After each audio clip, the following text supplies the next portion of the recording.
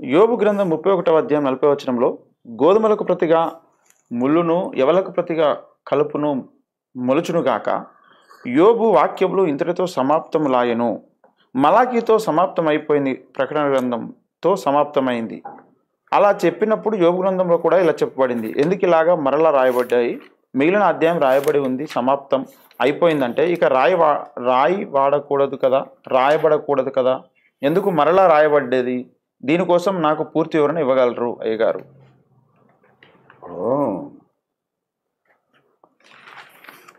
అలాగా చాలా సందర్భాలలో ఈ అయిపోయింది అన్న తర్వాత మళ్ళా మొదలుపెట్టిన సందర్భాలు చాలా ఉన్నాయి. మరి ఇంతటితో సమాప్తమైంది అన్న తర్వాత మరోసారి కూడా మళ్ళీ మొదలుపెట్టాడు. దానికి ఉంది. ఇప్పుడు ఆయన ఒక టాపిక్ మీద మాట్లాడాడు, ఇంకో మళ్ళీ రెండో టాపిక్ మీద మళ్ళీ రెండోసారి మాట్లాడతాడు. దానికి మనకేం అభ్యంతరం ఏంటి?